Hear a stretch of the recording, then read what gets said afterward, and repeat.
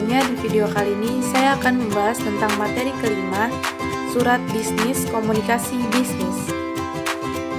Sebelum mulai materi, izin memperkenalkan diri. Nama saya Desa Naya Bernaulina, NPM 234111126 dari kelas Manajemen 23D. Apa itu surat bisnis? Surat bisnis adalah bentuk komunikasi tertulis yang digunakan dalam konteks bisnis. Tujuan utamanya adalah menyampaikan informasi, permintaan, atau tindakan tertentu kepada pihak bisnis lainnya. Surat bisnis dapat berupa surat resmi, proposal, pemberitahuan, atau jenis dokumen tertulis lainnya yang terkait dengan kegiatan bisnis dan dapat dikirim melalui pos, email, atau media komunikasi lainnya. Selanjutnya, tujuan surat bisnis. Tujuan surat bisnis tergantung pada jenis surat dan konteksnya. Contohnya sebagai wakil atau duta bagi seseorang atau perusahaan kepada pihak lain sebagai penyampai pesan bisnis. Alat untuk menyampaikan informasi bisnis bisa berupa permintaan dan permohonan, misalnya surat penawaran produk dan surat tagihan utang. Tujuan surat bisnis dapat disesuaikan dengan kebutuhan spesifik komunikasi yang ingin dicapai oleh pengirimnya. Di surat bisnis terdapat dua jenis surat. Yang pertama ada surat formal. Jenis surat satu ini biasanya memang ditunjukkan untuk keperluan atau korespondensi yang bersifat formal. Sebagai contohnya, saat ingin membuat perjanjian dengan investor, klien, atau perusahaan lain. Selain itu, surat bisnis formal juga biasanya digunakan saat meminta laporan penjualan atau bahkan menyelesaikan perselisihan.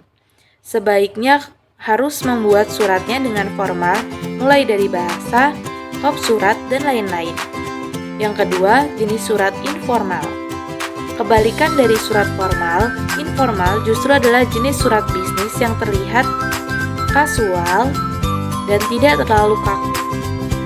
Biasanya, jenis surat ini dapat digunakan untuk meminta referensi kerja, penilaian karyawan, dan ucapan terima kasih. Selanjutnya, bagian yang harus ada di dalam surat bisnis. Yang pertama ada kop surat. Kop surat wajib dimasukkan di dalam bagian surat bisnis. Tujuannya untuk mengidentifikasi siapa pengirim surat tersebut. Seperti yang kita ketahui, setiap perusahaan memiliki kop surat yang berbeda-beda. Informasi yang tertuang di dalamnya tidak jauh berbeda, seperti nama perusahaan, alamat email, logo bisnis, nomor kontrak, nomor kantor pos, dan lain-lainnya. Yang kedua ada tanggal. Jangan lupa untuk memasukkan tanggal dan menuliskan surat tersebut. Biasanya, tanggal diletakkan di bawah judul, tepatnya di pojok kanan atas surat. Yang ketiga ada informasi penerima. Penting untuk mencantumkan informasi penerima dalam surat bisnis. Pasalnya, jika tidak ada informasinya sama sekali, otomatis surat tersebut tidak akan terkirim. Dan yang keempat ada salam atau ucapan salam. Ucapan salam pada dasarnya dapat disajikan sebagai pembuka surat. Bisa digunakan salam sapaan seperti Dear Mr. or Mrs. atau nama penerima, atau menggunakan sapaan lainnya. Yang kelima ada isi surat.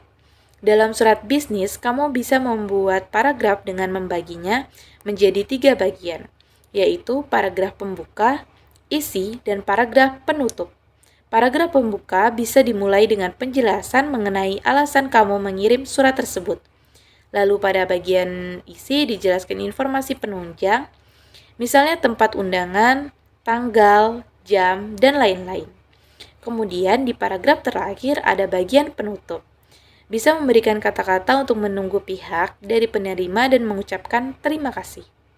Terakhir, keenam, tanda tangan. Pada bagian akhir surat bisnis, jangan lupa untuk menambahkan tanda tangan beserta nama jelas pengirim. Sekian dan terima kasih penjelasan dari saya tentang materi kelima surat bisnis komunikasi bisnis.